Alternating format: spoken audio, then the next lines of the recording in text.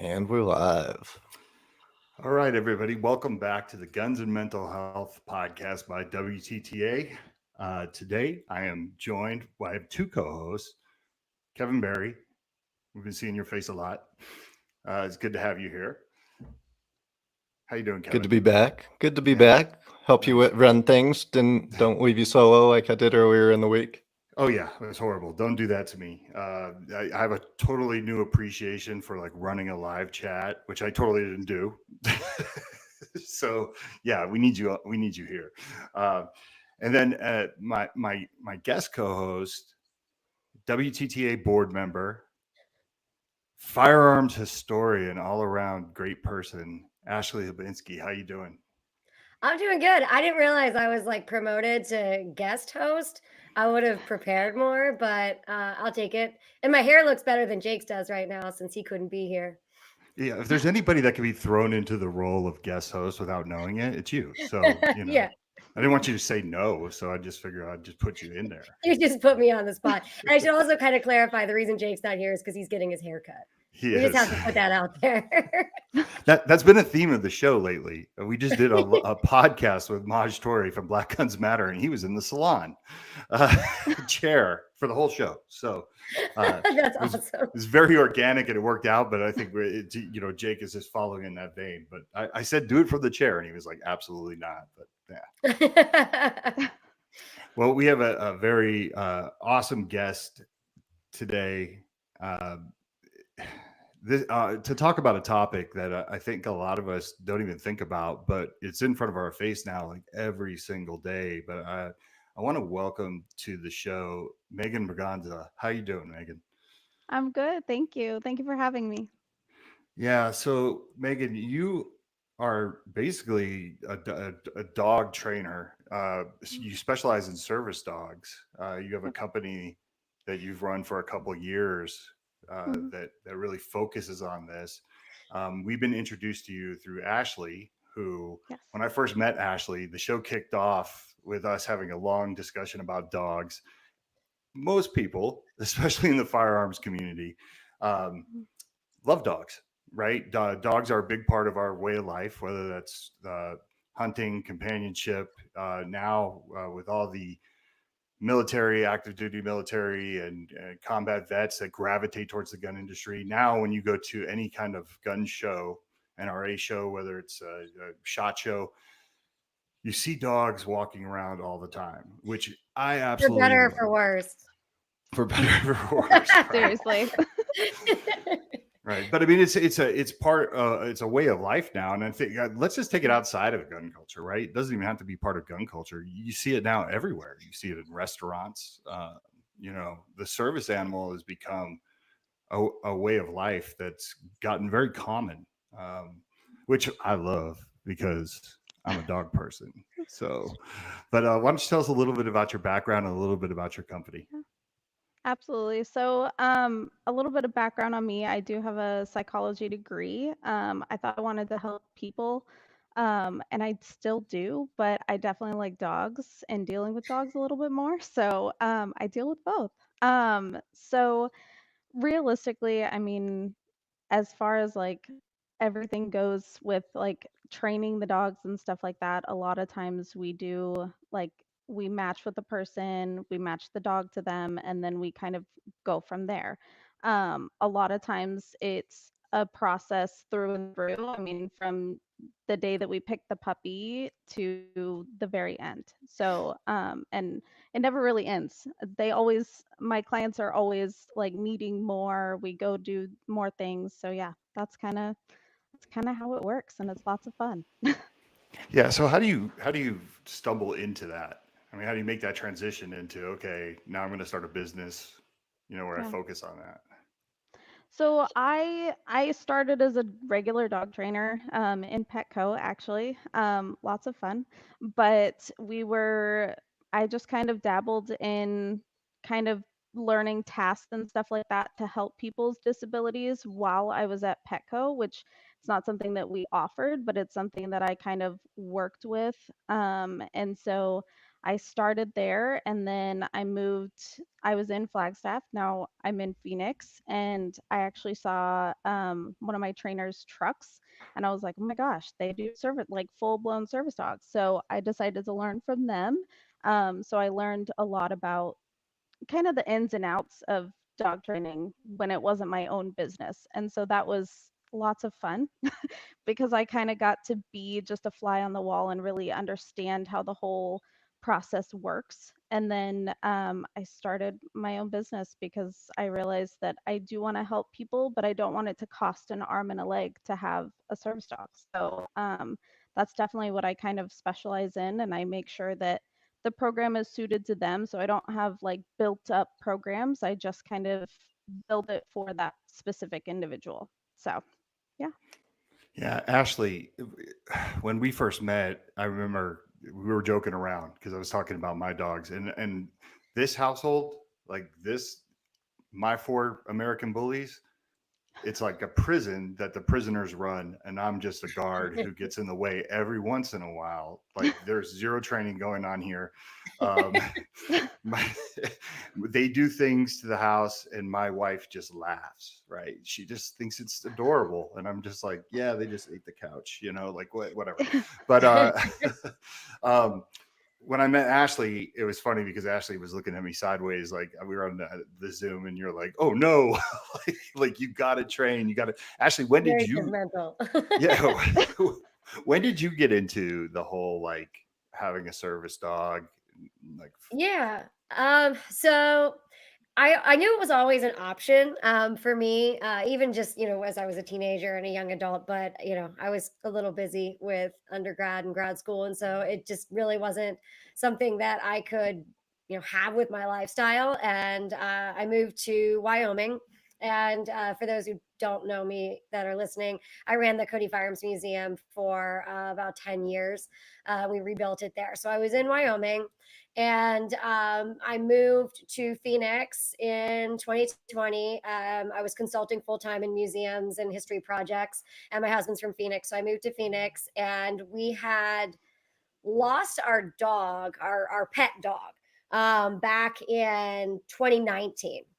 And it was horrific. And we didn't even look at another dog for like 8 months, 9 months. And then I was sitting, I remember I was in Hilton Head, South Carolina. I was on vacation and I went on Pet Finder like you do.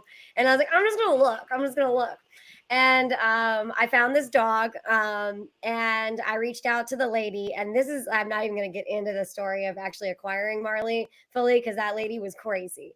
I'm pretty sure she may have stolen him. Like there's a solid chance she stole him uh, from an she was a foster, but I'm not sure she had the right to sell him. But that's another story. So they were down at the border and I reached out to her and she's like, yes, his name was Marley then. I didn't change his name. He's available for adoption. He was adopted in Scottsdale, returned, and is now at a trainer, which happened to be like 5 minutes from my house. And I used to live out in the boonies. So like, that's pretty impressive to like have the trainer, the dog that was on the Mexican border, randomly be up like 5 minutes from my house. So we met a friend of ours, Megan, with Amanda, and she has paw creek training. And so she was actually required to do 2 weeks of training with Marley before he was allowed to be adopted out because he was a lot of dog. He's half border collie, half German shepherd, and he, got returned a bunch. So they didn't want that to happen again. So the foster lady, she paid for the training. We came and met Marley, and I remember it was really funny because I had never had trained dogs before. I had only had little dogs, and then my husband's dog that passed, who was bigger but just wonderfully behaved, even though it wasn't trained. Couldn't walk on a leash for shit, but really well behaved other than that. So we meet Marley, and he is a lot of dog. And I remember being like, I don't know if this is a good idea, but Mark was like, it's our dog. So we were like, all right, well, we're going to adopt Marley. And Amanda actually like said to her husband after they left, they're like, I don't think she can handle that dog, but they let us take him. And we were actually leaving town for an international work trip like 2 weeks after we got him. So we sent him back to do 2 more weeks of e-collar training. So he was trained on prong collar. And then she did e-collar training with him, and he was so smart and he was so easily trainable, that I started to kind of have this idea like, okay, maybe, I could actually, help get him to be my service animal, because it had been something I've been thinking about for a long time. Marley had a pretty long journey, though. I mean, I worked obedience with him, with Amanda, for about a year, in private lessons. And then I got put in touch with the employer where I actually met Megan, who had boarded my husband's last dog, and she's a service dog trainer, and she came and evaluated Marley's obedience and was like, he's obedience trained, so really what he needs is public access and task training. And so I got connected with them. And so he didn't have to do like a program, like a 6 to 9 month program, like you see a lot of times with like the veterans kind of dogs that are trained. And so, yeah, so I did that. And then I met Megan. She was one of the trainers that worked with us one on one to do the task training and everything. And then we're just really good friends and work together now. So it was a long journey, but it wasn't, I think, your normal service dog journey, because he was he was 1 year old. He was a rescue dog, so he wasn't like a puppy that was temperament tested and everything for that. He wasn't chosen specifically for me. In fact, I put up a resistance a little bit in adopting him, and then I didn't have him boarded anywhere to do the training. I was able to, once he did his initial obedience board and train, it was all private lessons and group classes after that. So it was a little bit different than I think a lot of people's paths. I guess it's probably the more difficult path for sure. But I think in the long run, it was the cheaper path. Maybe. I don't know. He cost me a lot of money in medical bills. Yeah, That's true. what is the normal service dog path? Like, what is that? I mean, generally it's 2 years of training with like a programmed dog. So you don't even get to see your dog for like a 1.5 to 2 years.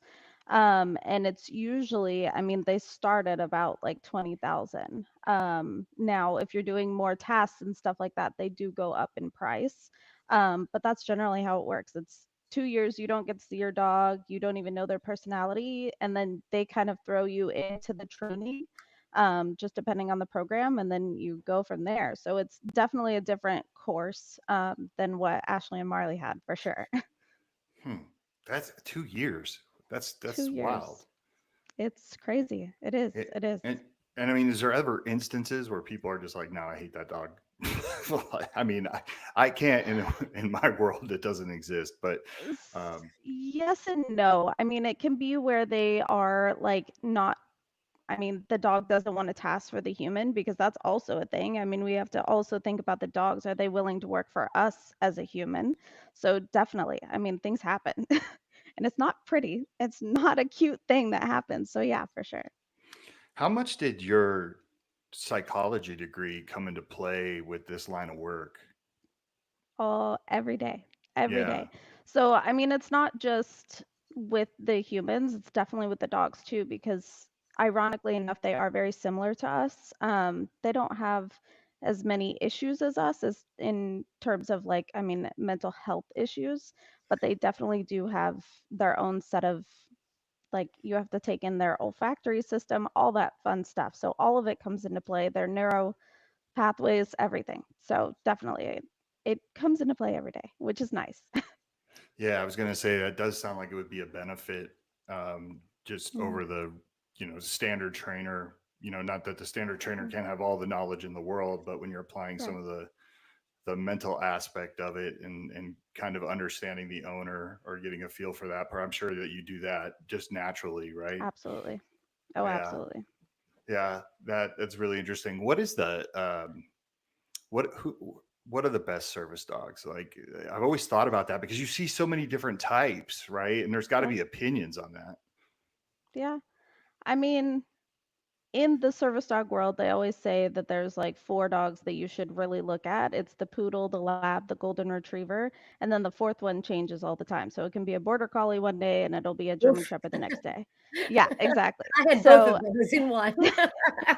yes, and it gets, I mean, it just depends on the person. I mean, realistically, but for me, a dog who's willing to work, a dog who's willing to be with that person, has a connection with that person, those are the best types of dogs. It doesn't come down to a breed with me, because I mean, I have a Dalmatian and he's a nutcase, but I love him and he's a perfect service dog in terms of like his task work and stuff. But he's not your average service dog, right? So definitely. I And mean, just kind of, Fergus was a rescue, right? Your other oh yeah. service animal. So Yes, so he has a wild past. He was beat by a homeless woman before I got him, and then he went through training, and then he was beat up in his own house by a Rottweiler. So then he came to me, and I mean, he's had a great life ever since. But I am medically retiring him because he's got tummy issues. Imagine that, service dog with tummy issues. So yeah, it's real fun, but he's a character, and he's, I mean, a lot like the higher drive dog. So like, I think Ashley, you can speak to this too, but I definitely prefer a higher drive dog that's going to do whatever I ask, no matter if we've had an 8-hour day or a 2-hour day, you know what I mean? So like, they can still perform, they can still work after I've been to Disney for 3 days, you know what I mean? And that's what I like. Yeah, that's interesting because I think about like my dogs. If we miss a day of walking them, the walk the very next time, it's like if we have that daily schedule of a walk, I feel like they walk better, right? Like they're Yeah. just they're more in tune to the walk. And then like if we miss a day and then we bring them out there, they're all over the place. Like Right. it's almost like too much stimulation or something like that, or built up energy. Yep. Totally. I feel like I'm gonna backtrack us just a little bit because I think we need to talk about what is a service animal. That was going to be my next Yeah, question. That was no, moving because on, here's the thing. that's posted all over the place. Yeah, well, and that's the problem with this podcast is like I said, it's always been like a conversation. You know, my ADHD bounces all around. But we had Will Chesney on a few weeks ago, right, Kev? He basically trains military dogs, right? And he was there for the Bin Laden raid with his dog. He was there for Captain Phillips. I mean, he's had some really interesting things. And I was kind of thinking in my head, like, we always think like service dogs, like, you know, I think of like Will and his dog, right? But you're more for the average everyday person. Service dog, like what is the definition of a service dog? What is that? Ashley, do you want to say it? What? You're putting me on the spot. Yes, absolutely. Yeah. Oh God. I like to know And that Megan, you know judge it. her, please. Judge her, please. Okay. I will. I'll Um, critique her for sure. So a service animal is a dog trained to task for a specific disability.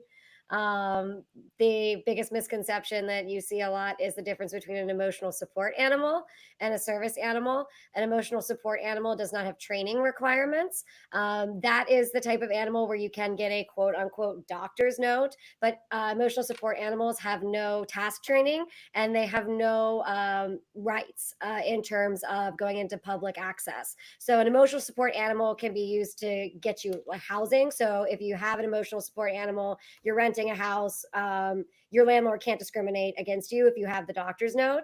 However, you cannot take an ESA into a public place where pets are not welcome. A lot of times you'll hear somebody say, my dog's a service animal. You ask them, what are they trained to task? They'll say emotional support. That is not a task. So an ESA is very, very different. You used to be able to fly with them, and now thankfully you cannot. I have lots of thoughts on that, untrained emotional dogs. Oh yes. But there's no training requirement. But with a service animal, you have a dog that's trained in public access, in task work for a range of different disabilities.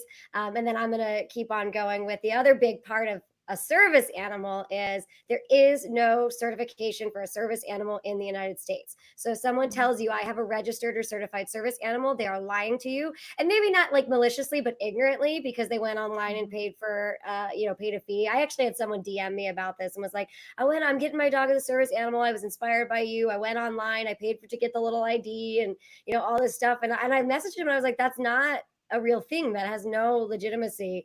But under the ADA, there is no certification, no theoretical requirement. There are kind of loose requirements of a service animal, but because of disability and privacy, there's a lot that you can't ask. So so when you hear somebody say, there's a lot of interconnectivity where a lot of people confuse ESAs and service animals. They're very, very different. And one has access rights, one doesn't. One's trained, one doesn't have to be. And yeah, that's my, did I get that right? You got everything right. The only thing I would say differently is the service dogs are trained for one human, whereas the ESA, the therapy dog, you hear therapy dog a lot too, that gets intermixed, and those are the dogs that you take to hospitals. Those are the dogs that you see at the police stations that are helping everyone. I mean, that's what a therapy dog is. They're helping multiple people and they only work for a few hours, whereas a service dog is with their human 24/7, and they go everywhere. Now that being said, there's definitely times where you don't want to take your service dog. And that's nothing, I mean, there's nothing in the ADA that states that you have to bring your service dog everywhere once you have one. But it's definitely something that you have to be aware of and know your rights and your laws and all that fun stuff. And every place that you go into, they can ask two questions. They can ask, is this a service dog? The answer is always yes, if you do have a service dog. And then what task does it perform? Now, that one can get a little bit iffy because a lot of people, they don't want to say what their disability is. So that one is, I mean, it's up to the person how they respond. Yeah. Let's give me an example of a service dog's task for a particular, it doesn't have to be, just a scenario, just so we can paint it for the listening audience. For sure. Well, I'll paint my own story. I have a service dog that he alerts ahead of a migraine. So he actually lets me know about 2 hours before I get a migraine so I can get meds in my system. I can get somewhere safe. He also does hypoglycemia. So my blood sugar goes low. He'll alert me to that. He also does anxiety, panic attacks, all that fun stuff. So what he does for those is each one is different, right? So if someone's just working with anxiety, then usually it's either a touch or a nudge, which is their nose either like boops you with their nose or they paw you. It's up to the person what they want. It's also depends on how your lifestyle is. If you're constantly on the move, you probably don't want a dog that's having to sit and touch you.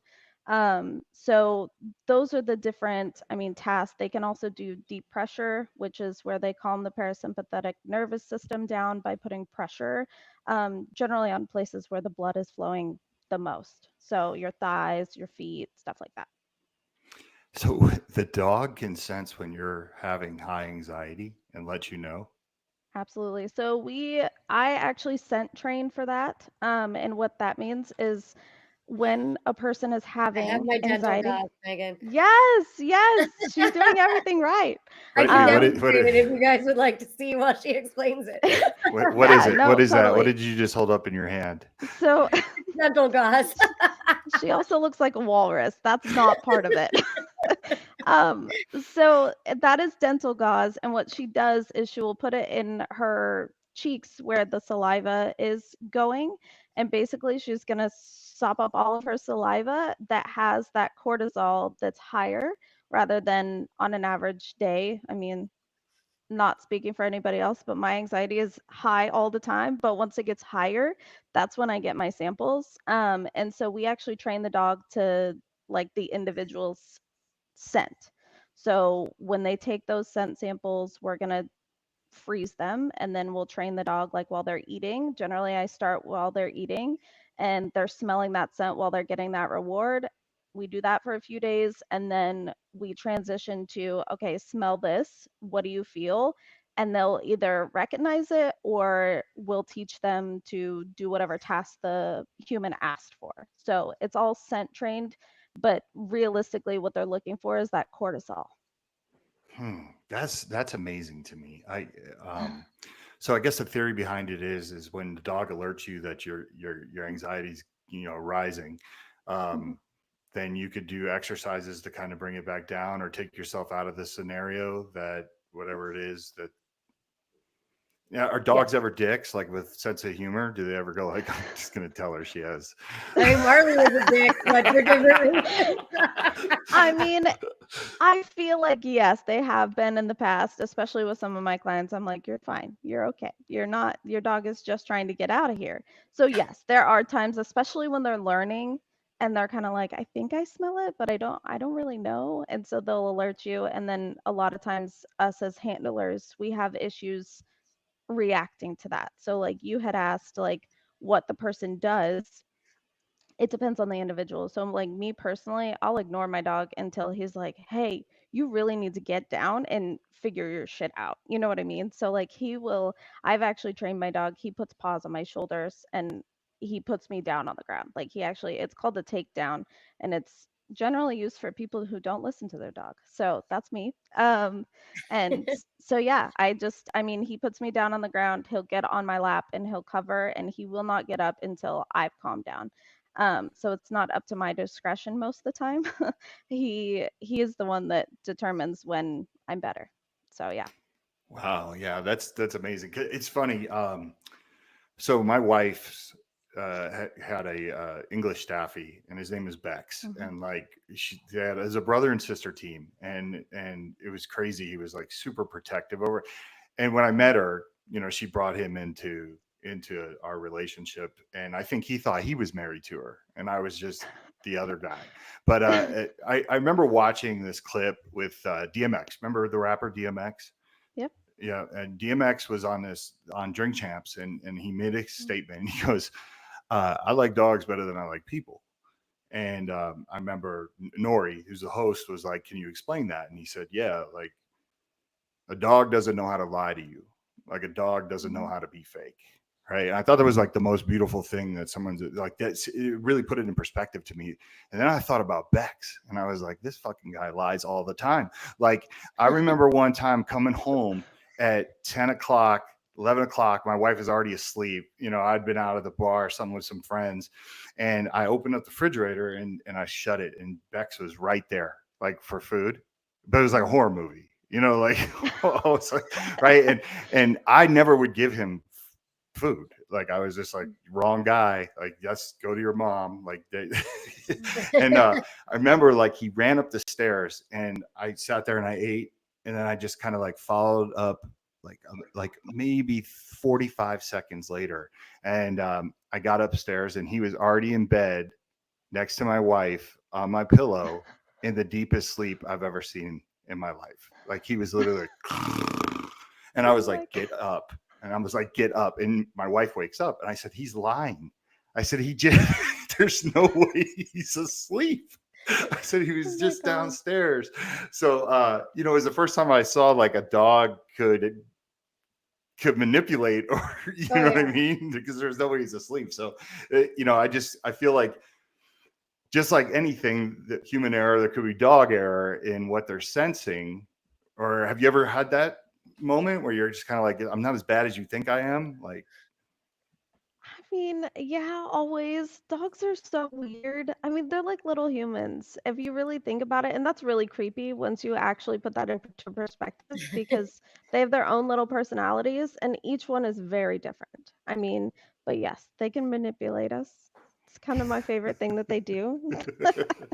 I I mean, love it. Marley was so smart, and he would do that. I mean, he could figure out Oh, yeah. lots of things, to get out of doing something, like all the time.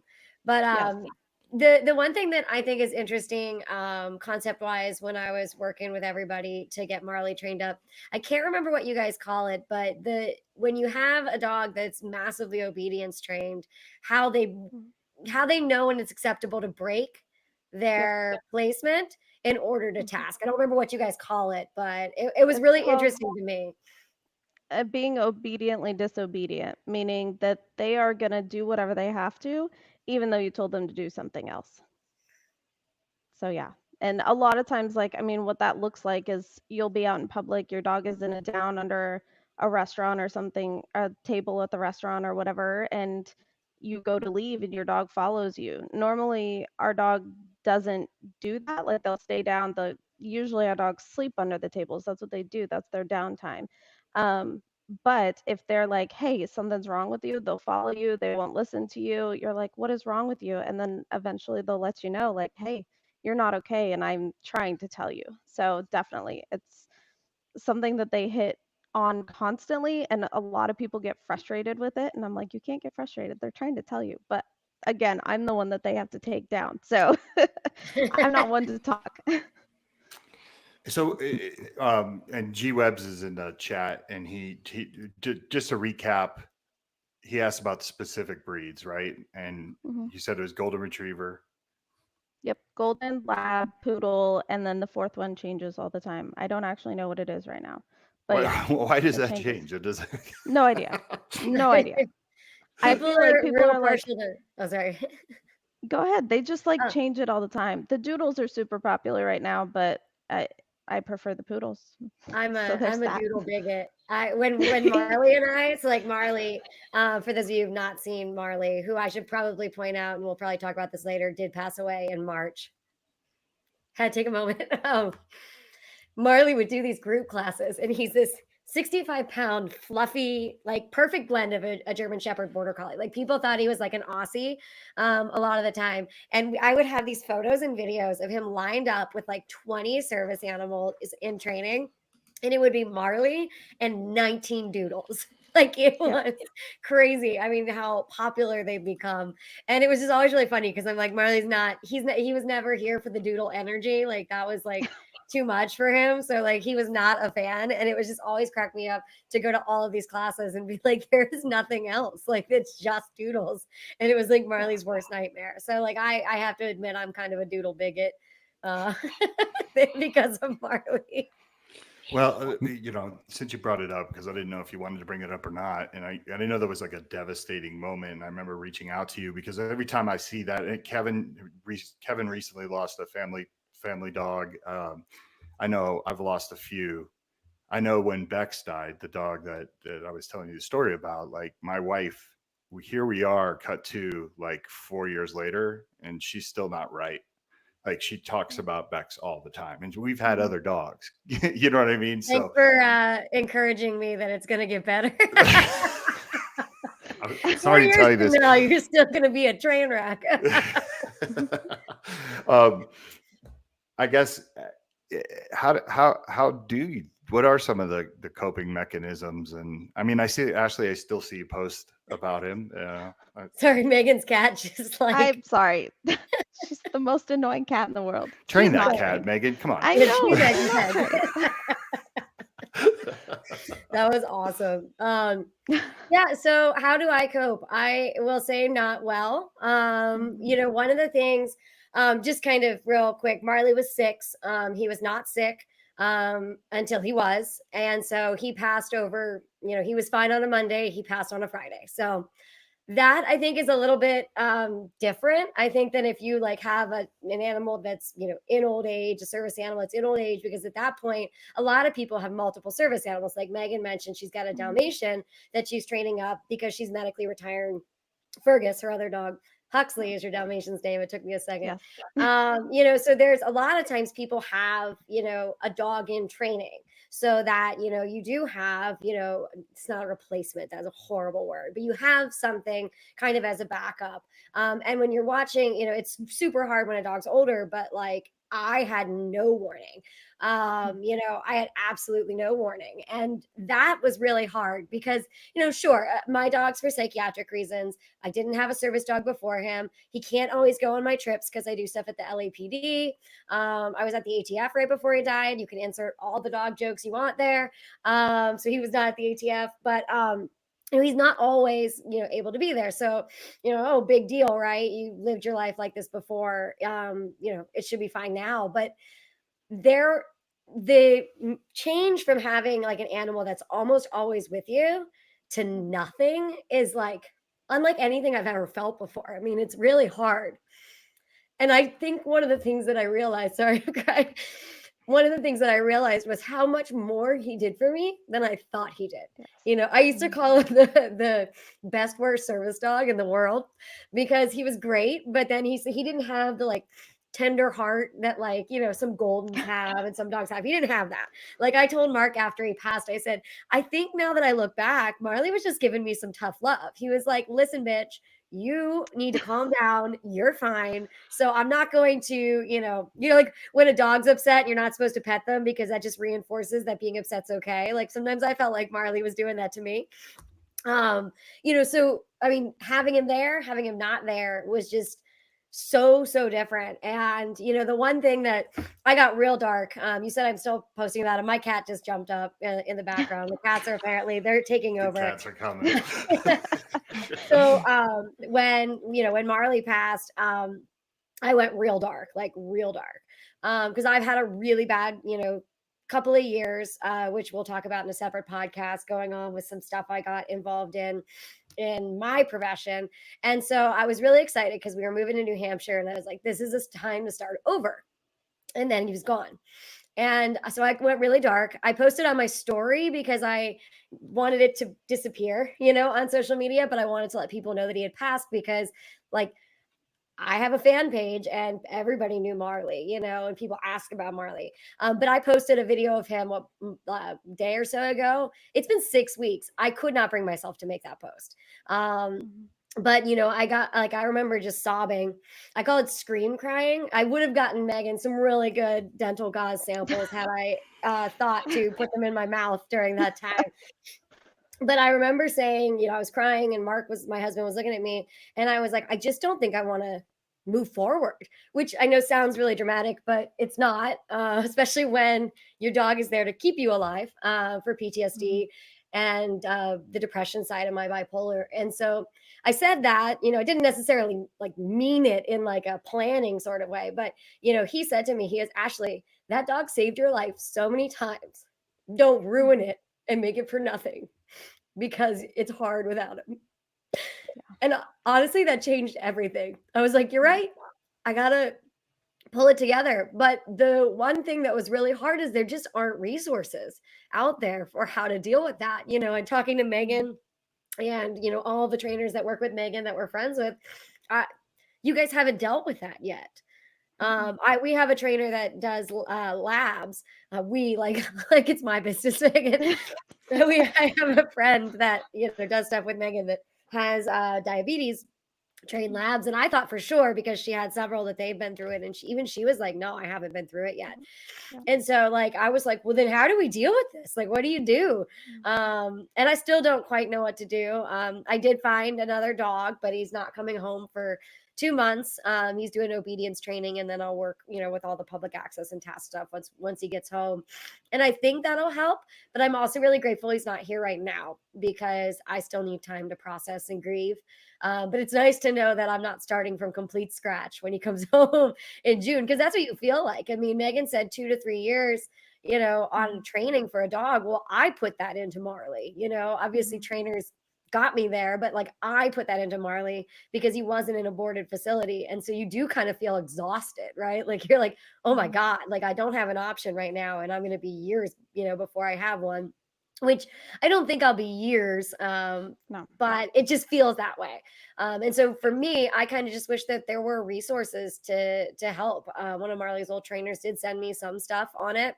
But there really isn't a lot out there. So I don't know. This is my throw out to the community of veterans that have service animals, how other people deal with it, because I'm not quite sure. I think getting a new dog is probably one of the more common things. Because but I mean, even that, like that's no one wants to hear that shit when it happens, yeah. Right? No, but like, hey, just get a new dog. It's like, no, I just lost this one, right? And I was thinking about that the more that you said, like, yeah, I can't find any resources for it. And it seems so like Megan, I don't know, you got to chime in here on this one, but it just seems like something like when I got the idea for Walk Talk America, you kind of go, well, wow, I can't believe we overlooked that. Right. Because like that could be part of the curriculum through or going through this process is like what to do when the thing that's keeping you glued together passes suddenly. Right. And like you said, Ashley, like we have time to prepare for a dog that's aging out. Right. Like we all start to look and we start to know that it's going to happen. It never makes it easier. But when it's a sudden thing that gets ripped from you, it's like, what do you do? And I could see where people can go there, like DMX said, I like dogs more than people, right? Like, it's like that's uh, my wife out there, like that. She definitely would never say that aloud, but like that's how she feels about our dogs. Like I personally, I have reoccurring nightmares. I have them every once in a while, but something will happen, and it's like my dog will get hit in a dream, and I'll wake up in a panic, and then I like look over and she's on the floor, and I'm like, oh my god, you know what I mean? But I've had that, or where I'm walking the dog and it's close to an edge, So clearly, the death of a dog is somewhere subconsciously, infiltrated my brain to where it's a thing that I'm concerned about. Megan, could that be something that becomes addressed? I think it's a serious issue, especially Absolutely. with how many service I agree. dogs and emotional support dogs that are out there for people. Yeah, I mean, honestly, therapy dogs, I think we should have a resource. And Ashley, like you said, I had never thought about it. I mean, realistically, and I mean, when I think about it, our group of friends, I mean, and Marley was of the same age that everyone else was. They're all around 6. So I mean, realistically, we're looking at a few more years of like really good fun with these guys, but we're all starting to look into new service dogs and stuff like that. And even that, you if you're putting your resources into training that other dog, you do still have like that kind of looming issue where you're like, it's going to happen. It's definitely going to happen, and you do have to kind of prepare yourself for it, but there's no preparing for the inevitable. You know what I mean? I think that it is going to be a hard time. And even if you have, I mean, for me personally, like having Fergus and having to train Huxley at the same time, like there are times when I miss like just working with Fergus or just working with Huxley. Like there's definitely that like kind of lull in the whole system, and it definitely, I think there does need to be a gap that kind of helps support that, definitely. Kevin, you got a question? Yeah, Megan, what does the human side kind of look like? You talked kind of what you do with the dogs, but if someone's listening and kind of interested in that and they were to come to you, do you do like an intake form to figure out what training and tasks the dogs would be needed to do, or what does that look like? So it just depends. I mean, I have a lot of breeders that I work with. And so a lot of times they'll go to them and they'll kind of say, okay, this is what I need in a dog. And then I'll go in and I'll look at specific litters. I go in at like 7 weeks old and I do litter evaluations and we find the right dog for that. But as far as like talking to the humans, I mean, it's a really in-depth conversation, and I mean, at some point in time, that person and I are going to become very close, because either they're going to be super open with me or they're going to be kind of guarded, which I'm fine with either person, because I can kind of, a lot of what I do, I can see what they need. And so I'm like, okay, let's do this instead, rather than them having to explain it all. So a lot of times, I mean, I will kind of sit down with the person. I mean, to be super informal, sometimes I'll have lunch with them, especially if they live in a different state or whatever. We'll meet somewhere, we'll figure it out. You know what I mean? But it's definitely, there's a lot that goes into it, and knowing the personality of the human, the personality of the dog. Do we need a dog that's going to get them out of bed every day because they can't? Or do we need a dog that's going to lay in bed and support them when they do need that? So definitely, I mean, the people side of it it's a little bit harder, because with dogs, like you said, like they don't lie. We don't have to break down barriers to like, I well, think Mike said Marley they was a do, little though. different. I Yes, found one. I Marley was a found one little that different. does, and is over my wife. But yeah, I mean, like there's stuff that, I mean, it just happens that you're like, okay, let's figure this out together. And a lot of times it's you, the dog, and the trainer that really get to know each other, and we kind of like make things work. I mean, it's not always perfect, tied with a bow, but it's a process. Well, and I think, another thing for people considering this is I think it looks really glamorous, right? Like, oh, I'm going to bring my dog everywhere and this dog's super trained, but it's still a dog, and they're going to not have bad days, just like we have bad days. And I mean, Megan and I talked about this all the time with Marley. I mean, it is literally like traveling with a toddler. I mean, Marley, flew with me over 40 round trip flights. And like the process for Marley, I've got to bring his food. I've got to make sure he's got water. If he has diarrhea, I got to make sure he's got diapers. I remember when one of the trainers told me that. I never had to do that for Marley. But like to get Marley through, airport security, let alone, I had to take off all of his gear. So he had to go through security completely naked, which his gear is vest, harness, whatever. Because at the airport, even though like, according to the ADA, you don't have to mark your dog with a vest or anything. I think at the airport, the DOT has a different policy on that. I could be wrong. But so he would have a vest, he would have his leash, he would have his collar. My dog was e-collar trained, so he would have his e-collar on, and I had to take all that off. And then I had to be able to trust him, to be trained without any of those devices. And he would walk, we'd wait in the line, and then, I'd walk through, he'd follow. Sometimes he'd showboat, which was really embarrassing. Like he'd be like, look at me. And then you have to put all of that back on. And then you have to be cognizant if your dog, needs to go to the bathroom, where are the animal relief areas. Marley would not go in the animal relief areas, but he was a tank. So if he went before the flight, he could make it all day. Yeah, they're so gross. I don't blame, and there's so much stress because all the pets like really shouldn't probably be traveling because they're so stressed out, unless you have to. And so like, I think that it just looks really glamorous, right? And it is a lot, like it's a lot of work. The other part that I, kind of realized and learned, is that, Megan can train a dog for 9 months and give it to you. And if you're not going to work that dog every day, it is going to regress back to being just a dog, and people don't realize that. I saw there was a documentary on Netflix, a really good documentary about veterans and service dogs. I think it was called To Be of Service. But it was really interesting because it was a little bit cringy for me because, of the way I brought Marley up with training. But with them, according to the documentary, and Megan, you can correct me. I mean, you get a prescription for a dog from the VA, so they can pay for it. So you're not having to pay for it. And then you're basically, given a dog that's trained, and you spend time with the dog at the training facility before you take it home. But I watched one of the veterans walk in with his service animal, and he had another dog, and he just let them go face to face like immediately. And I was like, oh my gosh, like what are you doing? But then one of them, like the mom of the veteran, was like, you have to train the dog, because the dog was starting to kind of regress. And and I think people just think that you're handed a robot at the end of the training, and you're not. The dog won't respect you unless Marley didn't respect me. He gave me a black eye the first day I had him. It took time for Marley to learn to respect me. And so like, it doesn't just come home and magically happen. And I think that, a lot of people need to realize that. How did he give you a black eye? Like, oh my God. So Marley, so many things. So Marley, he did 2 things to me day 1.5.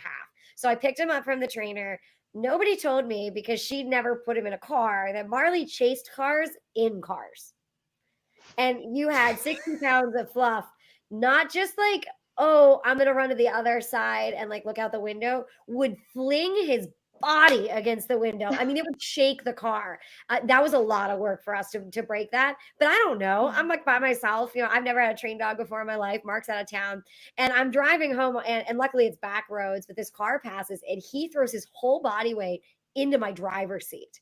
And I was just like, what? And then somehow I like pushed the like window button, and he was like, oh, like tried to like go out the window.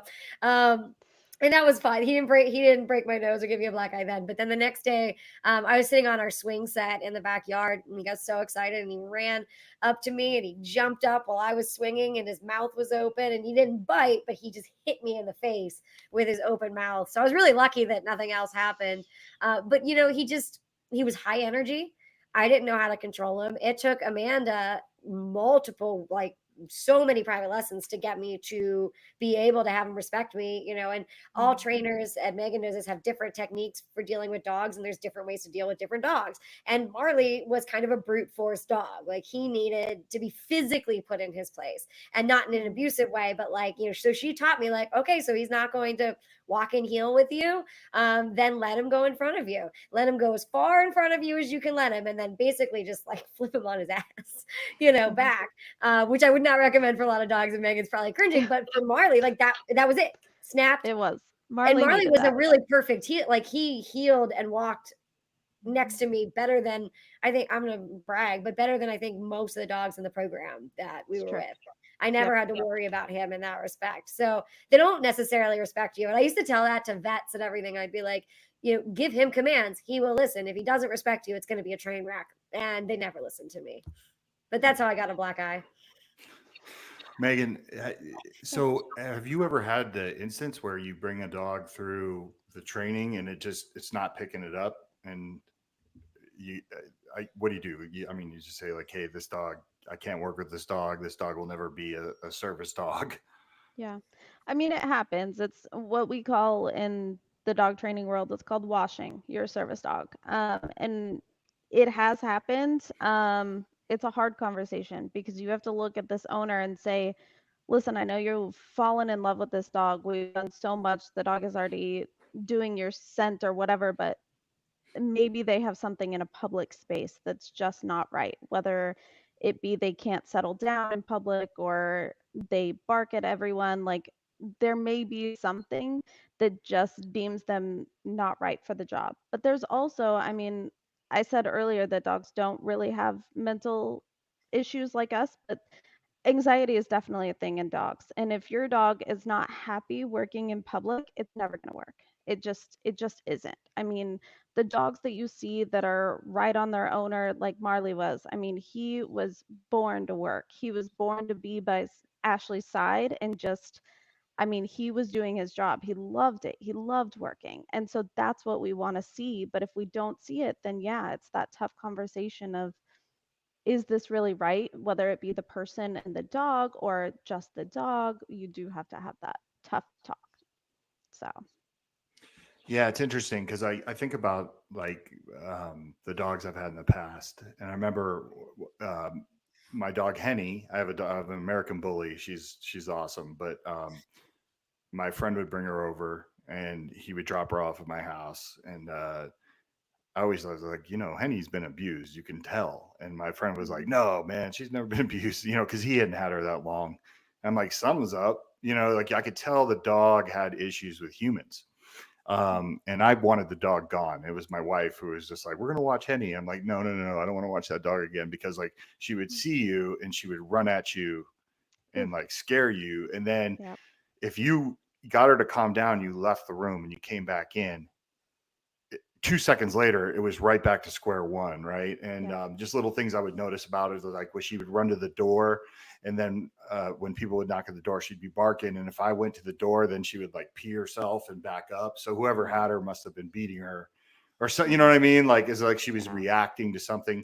But anyways, Totally. cut to now, she's every human's best friend, and she hates dogs. Like literally, it's crazy. Like at the park and stuff, like.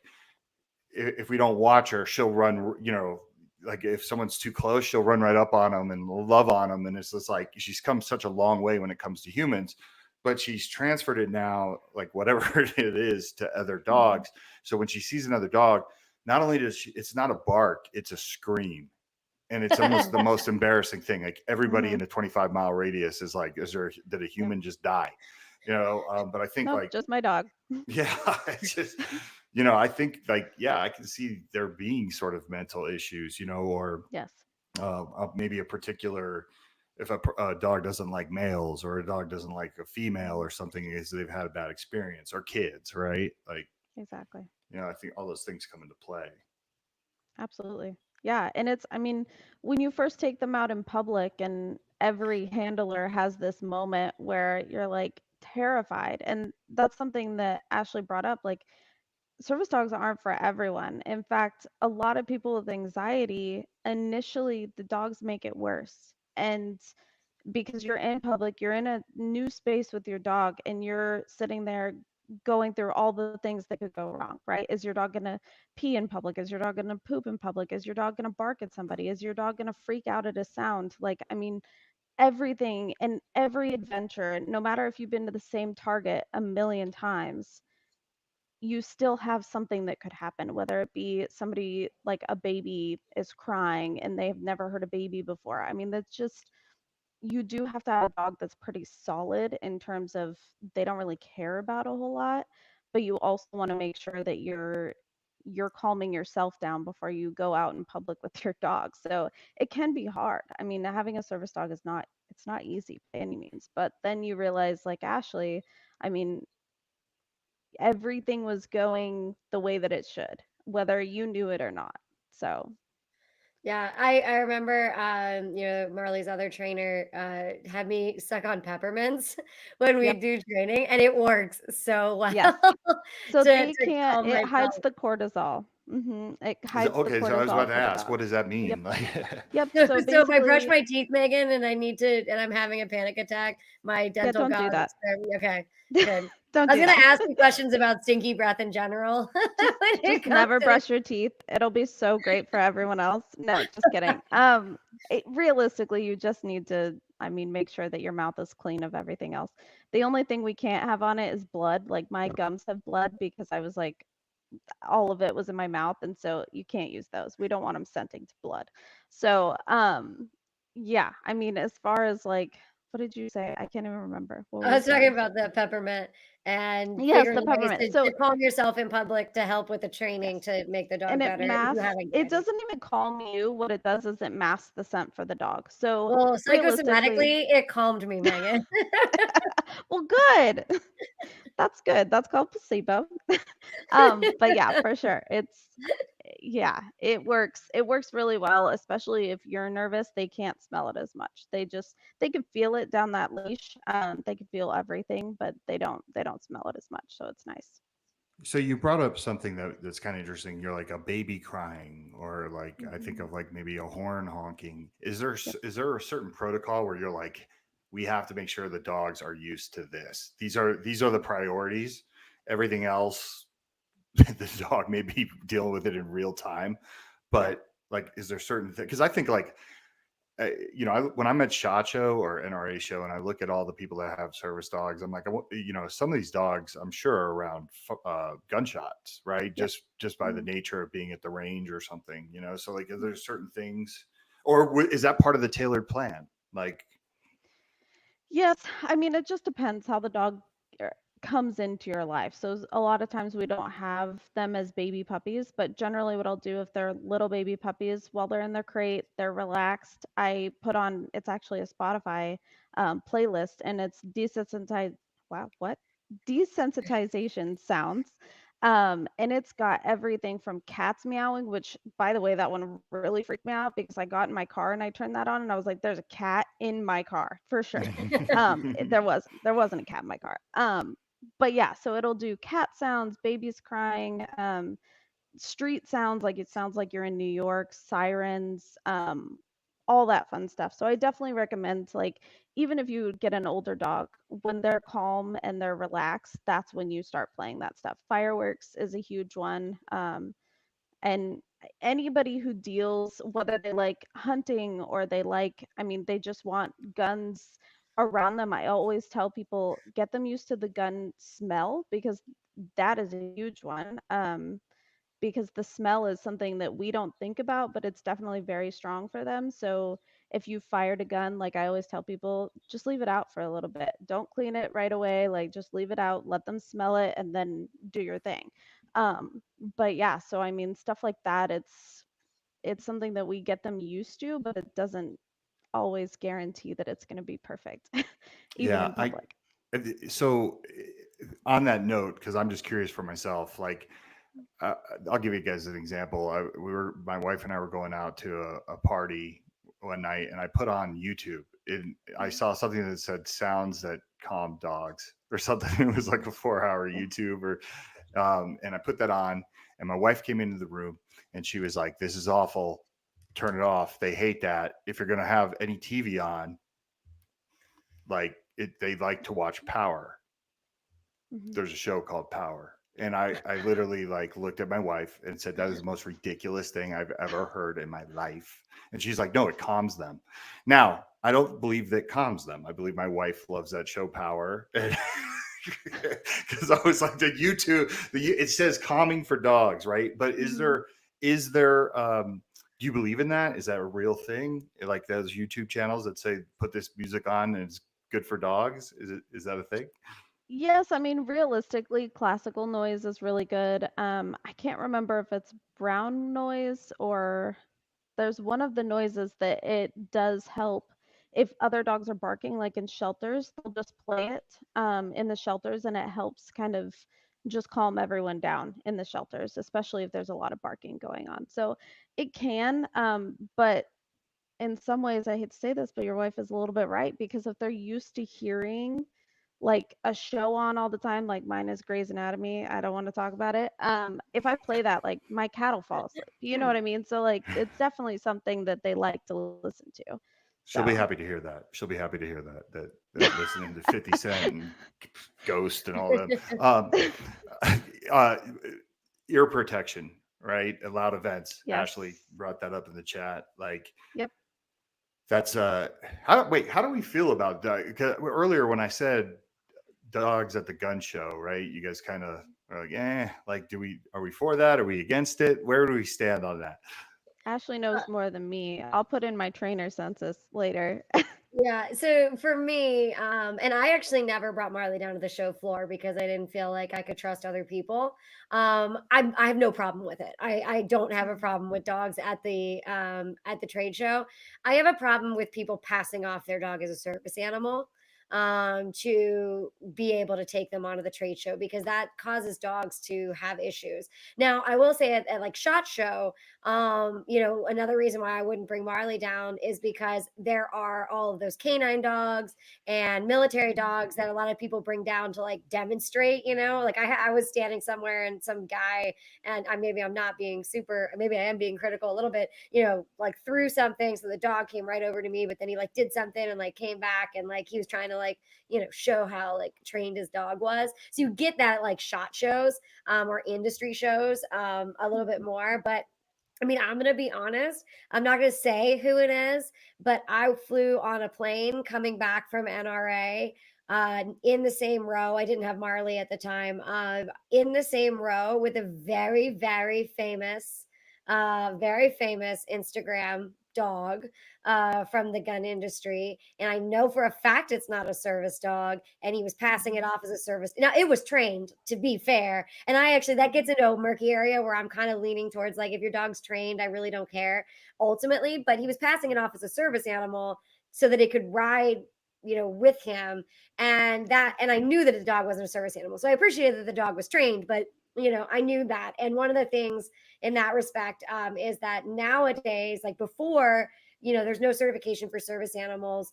You can only ask those two questions. But the airlines, since they got rid of ESAs, the Department of Transportation does have a form you have to fill out in advance to get approved for your service animal. So in order for him to have flown on that flight with his not service animal as a service animal, he had to illegally sign a Department of Transportation document that his dog was a service animal. And that part bothers me. Like with all the fake service animals on the planes and stuff now, it bothered me before, but now like you are literally lying on a Department of Transportation form.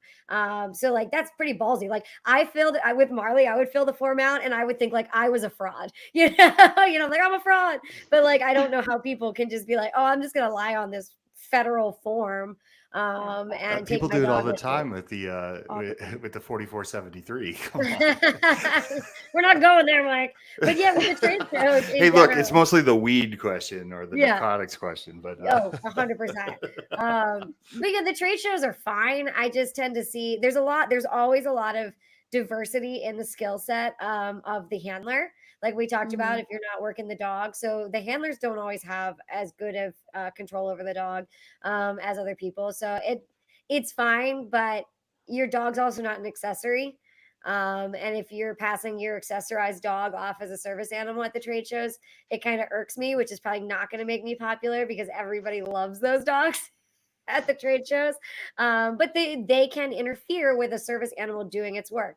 I love Storm and Norman, but he in his little like whatever his little like vehicle that he like rode around in was adorable, but for a service animal, they're having to deal with that too. And yes, Mhm. they're trained to be around other dogs and all that stuff, but we just don't, we think because everyone loves dogs that your service animal is going to love all the dogs and that it's not Mhm. going to impact their ability to work. So So I, are eh, you a service animal Karen? Like at the shows, do you call people out? Like, no, are no, you no, like, I no, need no. to I speak to judge your you. manager? This I dog. judge you. No, no, no, no. I don't. I don't. I made the decision that my dog's not going to be on the trade show floor, and so I don't like. Ultimately, the only Karen moment I have had is we were at Marley was up in the room because I never really also brought him at like bars where people were drinking. Like Shock Show gets really, Mhm. really interesting. And I've seen like a friend of mine's Mal that's like really well behaved at the bar at Shot, like bark really loud and and he's very well trained. So for that stuff, I just kind of would leave him up, in the room, which you're not supposed to do, but whatever. You're definitely not supposed to do. But I remember sitting down at this really bougie dinner that was my husband's, like, was trying to like entertain people. And the wife of one of the executives was like, oh my God, next year I'm going to bring my pets to stay here or my dogs to stay here. And I was like, well, actually, the Venetian and Palazzo are not pet friendly. You can only have service animals. And she goes, oh, and she was your typical, like almost like Beverly Hills looking, woman that definitely had small dogs. And she was like, oh no, my animals are service animals. I have them certified. I have the paperwork. And I like it was out of my mouth before I could stop. And I went, yeah, that's not a fucking thing. And Mark was like, looked at me and was like, did you really? Did you really? I never met this woman before in my life. And I just couldn't, like, it just word vomited out. And then she didn't really talk much. I tried to be nice to her later and she didn't warm up because I think I put her in an uncomfortable position. But that would be my one Karen moment. Usually I just, make side comments to people around me, but I would never, I would never approach someone Mhm. and say anything. Yeah. People have different methods and styles, but that's on you. That's your, prerogative. And I am, as a handler, I made decisions to not go down that aisle or not bring my dog to the floor Mhm. that day. So I would not say I'm like an overt Karen. I'm like a covert Karen. Yeah, I got you. Megan, like, what are some of the things that frustrate you? I suppose you probably are. I mean, like, Everything. No, just kidding. Just kidding. Um, I mean, for me, I hold my dogs to a higher standard. So, and Ashley did too. So, this is definitely not against Ashley, but there's a lot of people that they'll work their service dogs in public and they're at the end of their leash. They're letting everybody touch these dogs and all this stuff. And it really, what it does to the service dog community is it kind of destroys it. It breaks it down to another level where then everyone in public is expecting to be able to touch these dogs and they're expecting. I mean, I got yelled at by a grandma who I told her granddaughter like, no, you can't touch my dog, he's working.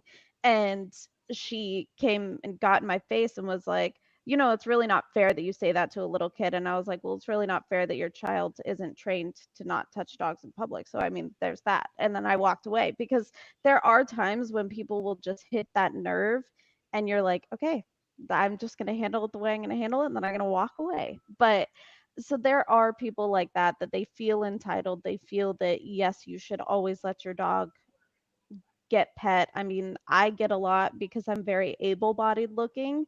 Well, is he Me just a too. protection dog? Yep. Is he a protection dog? What does he do? I mean, I don't want to disclose that to really anybody. I mean, it's not I don't have to. Now, a lot of times I do because I am a service dog trainer and there are people that they'll say comments like, "Oh, well, I want to bring my dog everywhere." And I'm like, "Oh, well, do you want to have a disability too? Because that's really fun. It's really cool." So there's stuff like that you get irritated with in public spaces. But I would say the most irritating thing for me is people passing their dogs off, but they're not even trying to obedience train them. And that's really frustrating. Especially, and it's a dangerous thing to all our dogs as well. right. So yeah, there's a lot of frustration I see just with dogs in general. Like one of the things I hate, once again, I'm going to talk about Henny who wants to fight every dog. I always have her leashed up. Like I can't, there's no world where Henny's running around free. Right. And I'll be at the park and someone will be walking their dog off leash, and Henny looks like a teddy bear, right? She's just Yeah. like, she looks like a little mini cow, and everybody wants to gravitate towards her, which is fine with humans, right? Because we're past the whole like I'm killing every human, but you know, I'm always like, get that dog, because Yeah. I've seen Henny like go, you know, attack a dog that's come up on her because she doesn't know, and it's always, you know, it's always frustrating to me because I'm like, hey, man, people really trust their dog, or they think a Mhm. certain way, and it could be dangerous, it could be detrimental to the dog's life, you know. Correct. Uh, I mean, uh, I will say, like, one of the things that, like, when you do have a dog who is reactive, I always carry something with me. Like it's called pet corrector. You can like spray it in the other dog's face, stuff like that. So if that dog does get close, you have every right to back that dog up. No matter how it happens, if you have to get in between your dogs and push that other dog, I mean, you have to do I've what you've stuck got a to do. leg in between Oh many a yeah. dog and Marley. Yep. Yep. I will get when I if I see a dog locked on my dog, I will get in between them and I'll just stand there and wait for the dog to leave because I will become that presence. I'm not going to let my dog just get annihilated because somebody isn't paying attention to their dog who's locked on my dog. So I mean, and it happens in the service world too. There are some dogs that they just don't love other dogs. I mean, it's just, and especially when you see them in a random like restaurant or something like that, it can set a dog off. And so you just have to know how to control the emotions of your own dog, unfortunately. It's not always easy, but yeah, my buddy has a service dog, and that this dog is, it's a German Shepherd, and it's like, mhm. um, I mean, he's so well behaved, and he sits under the table at dinner. I stepped on his tail one time, not knowing he was there. But it's the only time I ever heard him make noise. But it's funny because there have been times when I've been at a restaurant and he's had his dog, and someone else has had their dog, and their dog is like freaking out, and that dog's Yep. just like sitting there, like totally Mhm. stoic, and you know what I mean. I'm always like, wow, like that's the opposite of my dogs, you know. So one thing I want to talk about before, you know, I know we're coming up against time here, but like for your service, right? Like if you meet somebody at the park and they're like, obviously you probably do, you run a gamut of different training levels for dogs, Yes. I suppose, Mhm. right? Like Yeah. what is it, like what does that look like financially? Like what can you do for a dog? Like what won't you do? Like you're like, look, I'm not going to waste time if you just want Mhm. this, or Yeah. So, I mean, it just depends. If somebody comes up to me and they're like, I just want my dog obedience trained, absolutely. I mean, as far as price goes, I really do try to make it as cheap as I can. So, getting them into my classes is my main, like, that's what I would love for them to do because they're maintenance classes. They're stuff that we do every week. We go to parks, we go to Lowe's, Home Depot, all that fun stuff. So your dog is really getting worked, but you're just kind of maintaining those good behaviors. And that's my ultimate goal. That's my cheaper option. Now, again, me and my trainers have very high standards, so it's very rare that we actually put dogs in those classes, but that's our goal. Just because we do want to have them well behaved, and they're actually with a ton of service dogs because that's who works their dogs the most, and so it really just it kind of levels up. But as far as like I won't take on aggression, I send them to paw crate training. Any behavioral stuff that I'm like, like maybe I am good for this, but I'm not good with that particular person because they're never going to listen to me because I am a little bit softer. I will send them elsewhere, or I'll send them one of my trainers who's like, listen, just do it. So I am a little bit softer in that terms, but as far as service dogs go, I'm not so soft because I need them to be well behaved in public. But as far as like, I mean, the average population, I would say that I make sure that I can take on almost anybody, but as far as price goes, it just depends on their budget. I will make it work. Like if there's somebody who's like, like I really love to do this, but I think I'd rather just go to Petco or PetSmart, and I know that that's not going to be beneficial to them because of what they need, I will adjust my prices accordingly to make sure that they can take it on and really get their dog through what they need to be successful. So. yeah. Um, I was going to ask you that. I was going to say, have you transcended to a spot where you like talk about Like, oh, Petco. You know, like, have you forgotten your Yes and roots? yes and no. So not really, because like I will tell you, so there's a trainer here in the valley who works he worked at Petco as well, or PetSmart. He started at PetSmart, and he actually built their program up to what it is today. So they actually had a program that was laid out, and so their trainers just pop in, they do the curriculum and they go. Well, for me at Petco, because I had no other trainer. I actually went to Prescott to go get trained. So for me, I built my own curriculum. And so from the beginning, I know that the Petco trainers, yes, they have to be positive, everything, blah, blah, blah. And some dogs don't handle that well, and some humans don't handle. I'll say that like I do try to be like, like you could do these classes, but just know, and I give them all the pros and cons. So I don't bad talk it yet, but Right. we'll see. I may get there one day. No, I hear you. Well, respect everybody's time. I could talk about dogs all day. I mean, we literally. So, is there anything that anyone wants to add to this, Megan? Is there anything you want to throw in here? Um, I'm trying to think. There was something and I can't remember. I will say like something that doesn't get talked about a lot, but it's something that's really exciting to people. Taking your dog to like places like Disneyland and concerts. Like my dog got to see the Beyonce concert. That's really freaking cool. Like my dog got to see Beyonce.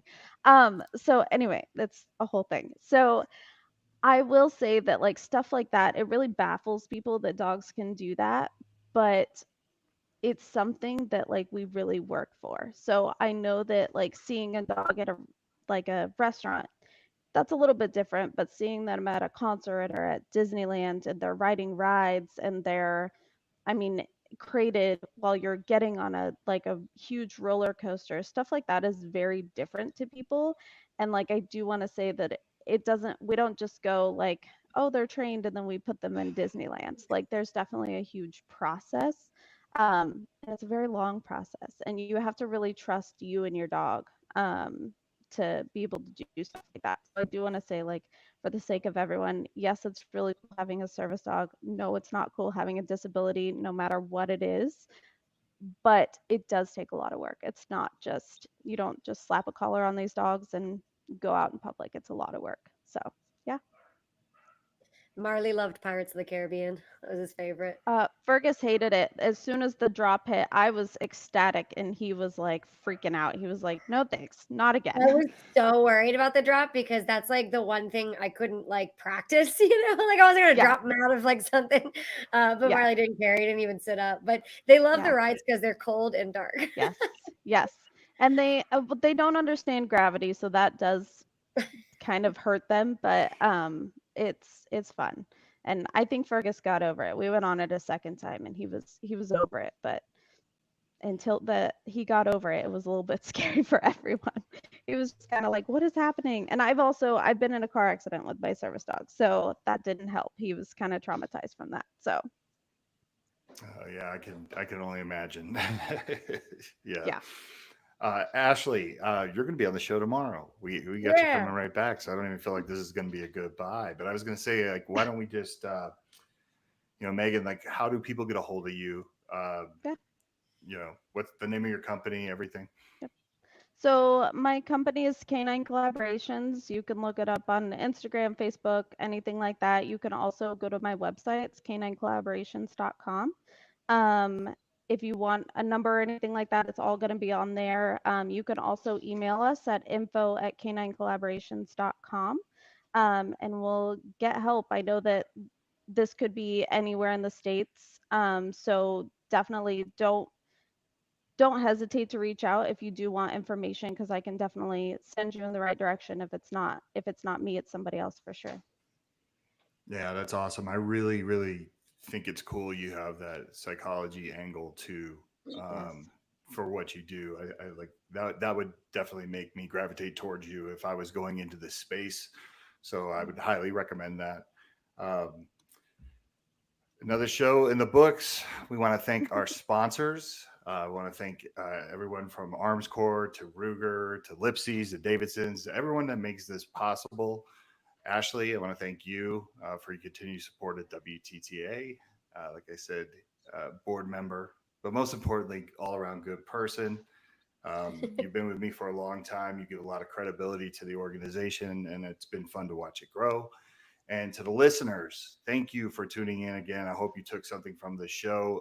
I think it was a conversation that actually needed to happen because I think we're starting to see more and more dogs in public, more service animals, more pet, emotional support animals, and I think it's important that people understand. But anyways, thank you for listening, and we will see you in 24 hours.